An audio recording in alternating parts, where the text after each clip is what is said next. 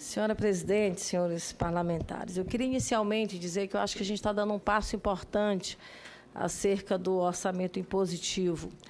Nós tivemos lá atrás a decisão em relação às emendas individuais e evoluímos agora de uma forma considerável para as emendas de bancada.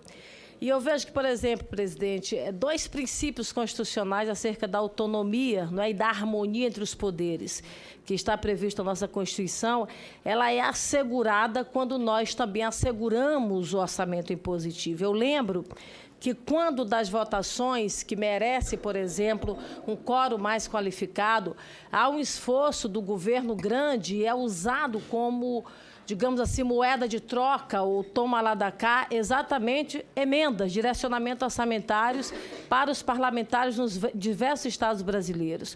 Quando nós tínhamos lá atrás, por exemplo, a decisão da autorização da investigação do presidente Temer, do então presidente Temer, os dados que foram apresentados pelos principais veículos de comunicação chegavam a um esforço de quase 12 bilhões de reais para poder se conseguir os votos que o governo precisava para impedir a sua investigação. Ou seja, esses recursos eles foram historicamente utilizados para isso, o que é muito ruim. Porque, para mim, não me parece, por exemplo, e aí já foi colocado isso pelo AMIN, que acerca dos percentuais de contingenciamento, eles serão proporcionais, não é, despesas discricionárias e também as emendas, e aí de forma solidária.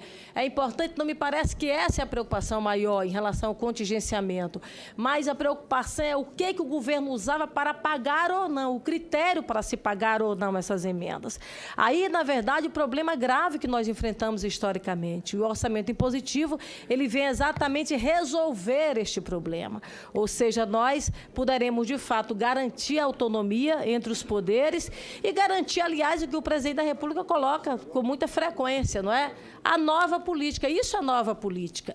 Então, é garantir que cada parlamentar possa ter a sua autonomia de fazer o direcionamento para os seus estados, que, aliás, vai ter um ganho significativo, não é? Sem necessariamente condicionar isso a uma votação aqui ou acolá. Ou seja, cada parlamentar terá as suas garantias individuais de fazer as suas votações conforme as suas convicções. Um ponto que é importante, senador Esperidião, amigo, que foi colocado, foi exatamente ao condicionamento de conclusão das obras, a partir do direcionamento dessas emendas. Por exemplo, no nosso estado, nós temos a BR-135, que direcionamos emenda parlamentar e que foi parado por várias situações, inclusive não somente pela peça orçamentária, mas às vezes por questões de ordem até judicial, enfim, acabou emperrando para que essa obra viesse a ser concluída. Ou seja, a gente precisa de fato concluir uma obra para poder seguir para uma outra. Isso dá continuidade automaticamente um resultado importante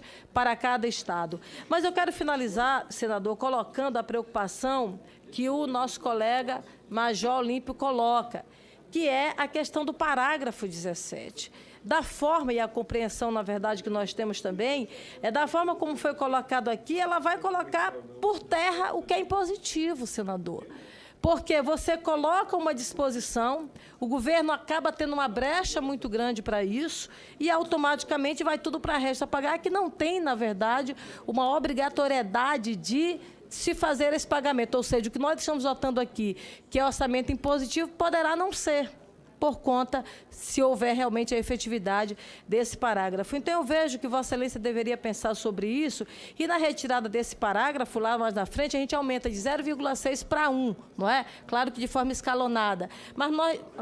Não, sim, mas nós vamos aumentando progressivamente, 0,8, 0,9, até chegar a 1%. 0,8, não, exatamente, sobe de 0,8 e vai para 1. Mas vamos chegar a 1, ou seja, nós teremos uma margem aí de aumento que a fonte vai vir de algum lugar, dentro da receita do governo, da receita líquida do Estado, mas, na verdade, nós vamos tirar de algum lugar. E isso, se vamos definir mais na frente com infraconstitucional, mas aqui na Constitucional, na PEC, eu acho que a gente dá uma delimitação que pode inviabilizar o que nós estamos a comemorar aqui, que é a garantia do orçamento impositivo. Então, eu vejo que Vossa Excelência deveria pensar um pouco mais sobre isso. O nosso representante do Cidadania na CCJ, o Alessandro, fez uma colocação pertinente. Eu acho que a pauta é importante, não pode ser assodada, nós vamos... Não precisa, na verdade, ser agora este mês, até porque nós temos até prazo para poder fazer o cumprimento por conta dos limites, não é, orçamentário, da LDO, enfim. Então, eu queria fazer esse encaminhamento a Vossa Excelência, pedir que repensasse isso, para que a gente tivesse, ao final, de fato, o que nós estamos querendo, que é o orçamento impositivo. Muito obrigada, presidente.